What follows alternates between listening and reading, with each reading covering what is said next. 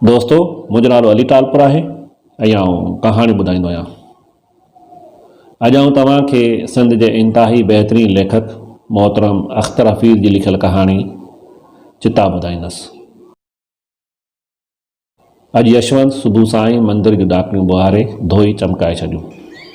अॼु शुक्रवार हो ऐं शुक्रवार ते सॼो ॻोठु मंदर ॾांहुं मोह कंदो हो। हर माण्हू पूॼा पाठ में लॻी वेंदो हो। के भॻवान अॻियां पापनि जो प्रायश्चित कंदा हुआ, के वरी पंहिंजे मन जूं मुरादूं पूरियूं कराइण लाइ भॻवान जो दर्शन कंदा हुआ। इहो मंदरु हिकु नदी किनारे आबाद हो। अॼोके ॾींहं ते मंदर में काफ़ी रौनक हूंदी हुई, पर यशवंत मंदर जी सफ़ाई ॻोठाणण लाइ कोन कंदो हो, पर हू इहो सॼो एहतमाम विद्या लाइ कंदो हो, जेका संदसि प्रेमिका हुई। उन ई करे हू सुबुह खां ई हिन जो इंतज़ारु करणु लॻो हो, पर हिन जो हाणे को ॾस पतो ई कोन हो। यशवंत ऐं विद्या उन ई मंदर जे चारियुनि ते खेॾंदे वॾा थिया हुआ। उन ई ॻोठ जे घिटियुनि में हलंदे हलंदे जवान थिया, पर हाणे यशवंत जी न त जवानी रही हुई ऐं न वरी संदसि प्रेमिका। वक़्त जी घोड़ी सफ़र कंदे हिन जे वारनि में चांदी ऐं चहिरे ते पीरी जा आसार वाज़े करे छॾिया हुआ। हिन जा डिघा पशम जहिड़ा वार हमेशह हिन जी पेशानी खे पिया चुमंदा हुआ, पर हिन जो इश्क अञा बि जवान हो। संदसि झूनियुनि अखियुनि में अञा बि विद्या जो अक्स लिया पाईंदे नज़र ईंदो हो, ऐं हू साहनि जी समरणी ते विद्या जो नालो सोरींदो रहंदो हो। हू मंदर जूं चारियूं उन ई करे साफ़ कंदो हो, छो जो खेसि आसरो हो विद्या हिकु न हिकु ॾींहुं ज़रूरु पूॼा करणु ईंदी। पर अहिड़ा केतिरा ई शुक्रवार गुज़री विया ऐं वक़्तु वरनि में तब्दील थींदो रहियो, पर विद्या जा पेर मंदर जे अङण खे नसीब न थिया। जॾहिं विद्या ऐं यशवंत जी प्रेम कहाणी शुरू थी त हर शुक्रवार ते विद्या पूॼा करणु ईंदी हुई। हू अखियूं बंदि करे भॻवान अॻियां पूॼा में लॻी वेंदी हुई, पर यशवंत जूं नज़रूं विद्या जे गोरे चहिरे ते ॼमी वेंदियूं हुयूं। हू मन ई मन में विद्या खे पूॼणु लॻी वेंदो हो, ऐं जॾहिं हू यशवंत खां पूॼा न करण जो सबबु पुछंदी हुई त हू चवंदो हो त मुंहिंजी देवी त तूं आहीं ऐं तूं ई मुंहिंजे मन में आहीं, ऐं पूॼा त मन सां थींदी आहे। हिन हमेशह विद्या खे देवी सम्झो।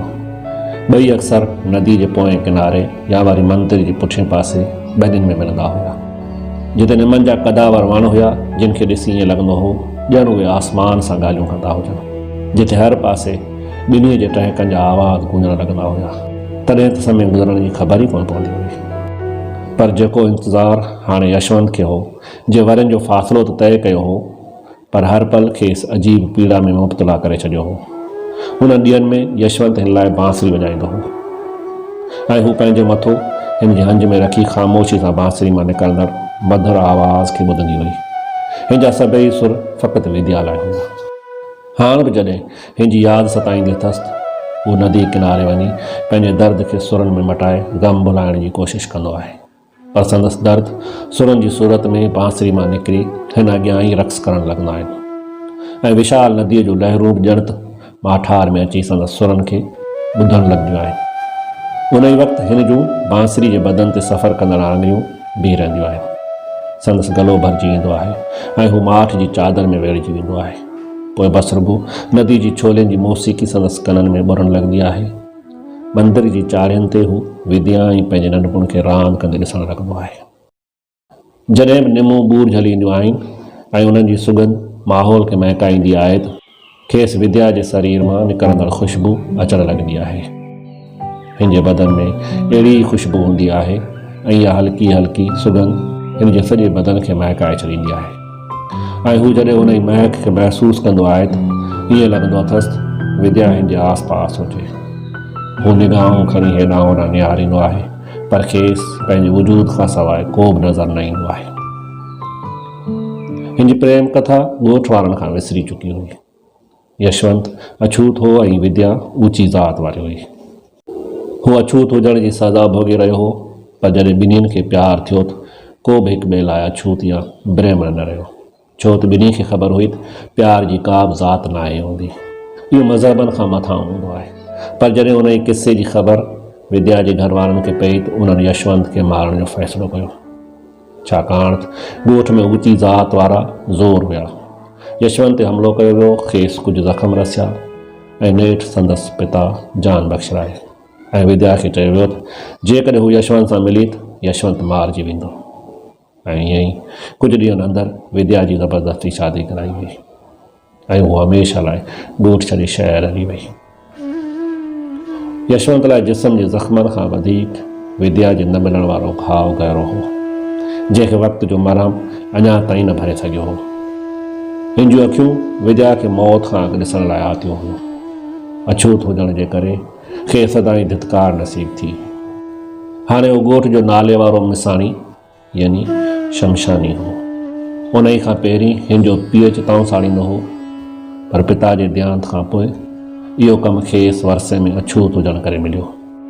हेसि ताईं संदसि हथ केतिरियूं अस्थियूं उन्हनि जे मालिकनि हवाले करे चुका हुया, पर खेसि लॻंदो हो हू पाण बि हिकु हलंदड़ फिरंदड़ चिता आहे, जेको इंतज़ार ऐं आसिरे जी आग में रोज़ जलंदो रहे थो। ऐं हिन जे ख्वाबनि जी चिता खे ज़माने घणो अॻु साड़े रख करे छॾियो हो। माण्हुनि जे जलंदड़ मास जी बदबू अञा ताईं हिन खां विद्या जे शरीर जी बूअ खे ख़तमु न कराए सघी हुई। कॾहिं कॾहिं हू सोचींदो हो त सभई इंसान साॻी रत ऐं गोश्त जा ठहियल आहिनि ऐं हर माण्हू जी चिता खे साॻी बाहि साड़े रख कंदी आहे, त पोइ हू घटि ज़ात कीअं आहिनि।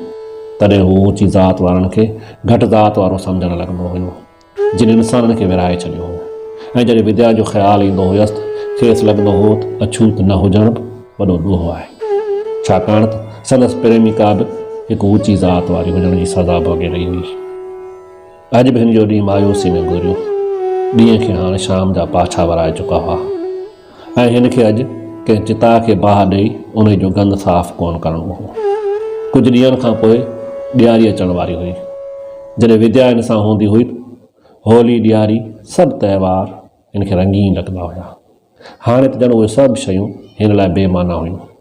बसि ॾियारी जी राति हू मंदर जे ॾाकिणियुनि खे ॾीयनि सां सजाईंदो हो, जिते कॾहिं विद्या सां वेही हिन ॾीआ ॿारिया हुआ ऐं ॾींहंनि जी झीणी सुहाई में विद्या जो चहिरो चंड जियां चमकी पवंदो हो। हाणे त हू बि ॾींहनि सां गॾु जलंदो हो। जॾहिं हू मंदर जे चाढ़ियुनि जा सभु ॾीआ रोशन कंदो हो, खेसि लॻंदो हो त हर ॾींहं जी जोति मां विद्या खेसि मुर्की ॾिसंदी हुजे। उन ई महिल कुझु घड़ियुनि लाइ संदसि कारनि चपनि ते मुर्क रोशन थींदी हुई। उन ई खां सवाइ हिन खे सॼो जग काराण में ॿुॾल नज़र ईंदो हो। ऐं जॾहिं उहे ॿई गॾु हूंदा हुया त ॻोठ में लॻंदड़ मेले में विद्या पंहिंजी साहेड़ियुनि सां उते ईंदी हुई ऐं ॿई माण्हुनि खां बेख़बर थी मेले में गुम थी वेंदा हुआ। हू हिन खे अक्सर गजरा वठी ॾींदो हो या वरी बिंदिया। हिन खे लहंदड़ सिज हमेशह विद्या जे बिंदिया जीअं लॻंदो हो। संदसि वस पुॼे हा त आसमान जे चहिरे तां सिज खे लाहे विद्या जी पेशानी ते हणी छॾे हा। अञा खेसि गले में इहो सॻो पातल हो जेको हिन खेसि मेले मां वठी पारायो हो। हू उन सॻे खे पंहिंजे हथनि सां छुई उन जो लम्स महसूसु करण जी कोशिशि कंदो हो। हिन जूं रातियूं झूपड़ीअ में पासा वराईंदे कटिबियूं हुयूं, जिते चंड ककरनि जी हंज मां पंहिंजो चहिरो लिकाईंदे ऐं ज़ाहिर कंदो पंहिंजी थधी रोशनीअ जी झूपड़ी मथां छाणियूं हणंदो रहंदो हो। हू चंड सां त शिकायत न थे करे सघियो, बसि अंदरि ई अंदरि पंहिंजे अछूत हुजण ते पाण ते मलामत कंदो रहंदो हो। हिन खे चिता साणे बसि जेकी कुझु बि मिलंदो हो हू इहो ॿियनि अछूतनि में विराए छॾींदो हो। उन ई कमकार में हिकु नौजवान छोकिरो शंकर बि शामिलु हुयो ऐं उहो खेसि प्यार मां बाबा सॾींदो हो ऐं संदसि घणो ख़्यालु पिणु रखंदो हो। राति जो जॾहिं हू सुम्हण लाइ झूपड़ी में वेंदो हो त शंकर संदसि टंगनि ऐं जिस्म खे ज़ोर ॾियणु शुरू कंदो हो। अॼु राति जॾहिं हू थकल टुटल वजूद सां पंहिंजी झूपड़ी में आराम करण लाइ वियो त शंकर खे ज़ोर ॾियणु शुरू कया ऐं कचहरी में लॻी वियो। बाबा, छा नर्ग में अहिड़ी बाहि हूंदी आहे जहिड़ी पाण शमशान घाट ते चिता साण में हलींदा आहियूं? शंकर पुछियो।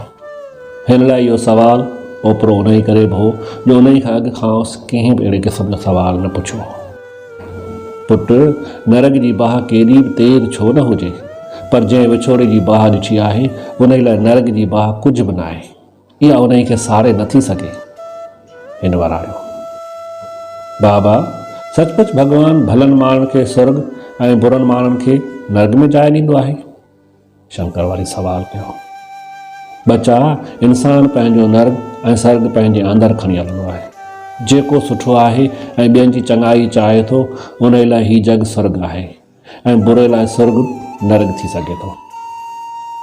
हिन पेर जोड़ींदे चयो, भॻवानु कंहिंखे बि नर्ग या स्वर्ग नाहे ॾींदो, पर उन जी चूंड त माण्हू पाण कंदो आहे। ऐं पोइ भॻवानु त रुॻो मंदर में त कोन्हे, उहो त असांजे मन में बि आहे ऐं उन खे इहो ई पसे सघे थो जंहिंजे मन में सचाई हुजे। बाबा, तव्हां जॾहिं नदी किनारे बांसुरी वॼाईंदा आहियो न, ईअं लॻंदो आहे ॼण उन्हनि सुरनि मां दर्द सुॾका भरे रहियो हुजे। ईअं छो आहे? तव्हांखे का तकलीफ़, को ॾुख आहे? यशवंत लाइ इहा ॻाल्हि तमामु हैरत जोॻी हुई, छो त उन जी दर्द जी ख़बर त फ़क़ति हिन खे ई हुई। शंकर उन खे कीअं महसूसु कयो? शंकर 2-3 भेरा यशवंत खे नदी किनारे बांसुरी वॼाईंदे ॿुधो हो ऐं इहो सच बि हो, संदसि सुरनि में दर्द कथा हुई। हिन हिकु डिघी आह भरींदे चयो, पुटु, जंहिंजे मन में ज़ख़्म हूंदा आहिनि उहे दर्द बणिजी कंहिं न कंहिं सूरत में निकिरी ईंदा आहिनि। इन्हनि सुरनि में मुंहिंजो दर्द ई न आहे, पर कंहिंजो इंतज़ारु ऐं यादि बि शामिल आहे। बसि ईअं सम्झ त बांसुरी जे सुरनि में मुंहिंजो अंदरि वॼंदो आहे ऐं इहो दर्द सुरनि जो वेस मटाए विशाल आकाश ऐं फिज़ा में पखिड़ियो आहे। ॾाढी तकलीफ़ थींदी आहे। हू माठ थी वियो। बाबा, तव्हांजे मन जो दर्द कॾहिं ख़तमु थींदो? शंकर महसूमियत मां चयो, भॻवानु करे तव्हांजे दर्द खे शांती मिले। शंकर पुट, हाणे इहो मुंहिंजे मौत खां पोइ ई ख़तमु थींदो। बसि मुंहिंजे मन में कंहिंजी यादि जी चिता जली रही आहे। खंदे झुपड़ी में माठ छाइजी वई ऐं पोइ यशवंत शंकर खे प्यार मां चयो, घणी देरि थी वई आहे, हाणे भले तूं आराम कर। शंकर वधीक हिन खां कुझु बि न पुछियो ऐं सुम्ही रहियो। थकावट सबबि शंकर खे जल्दी निंड अची वई।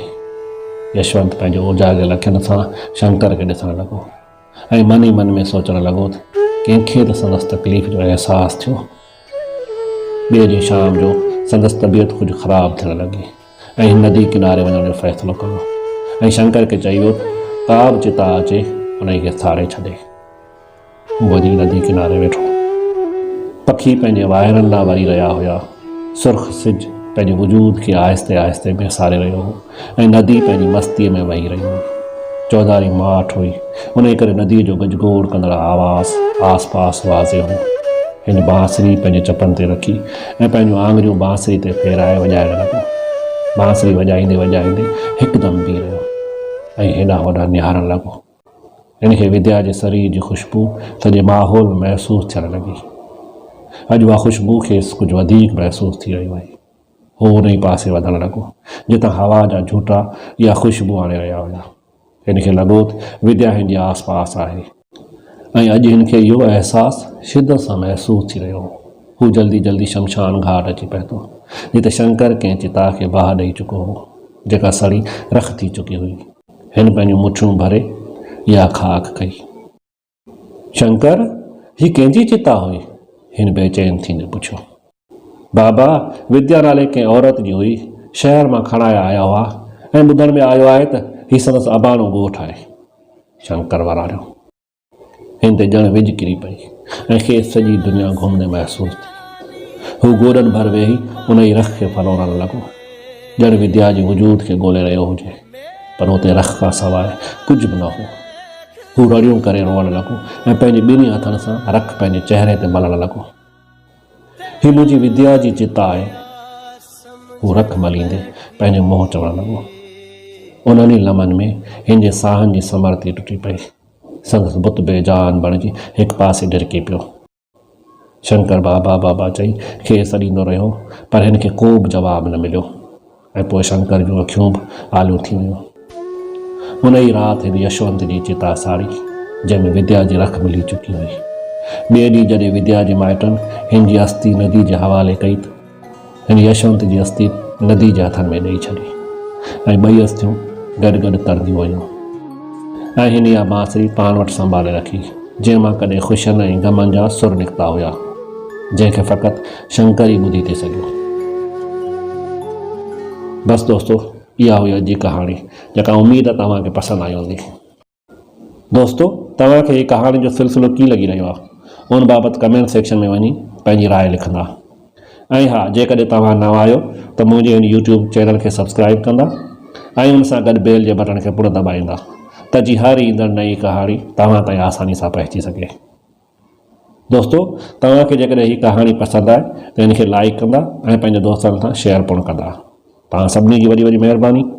पाण जल्द मिलंदासीं ईंदड़ नई कहाणी में। तेसिताईं अल्लाह वाही।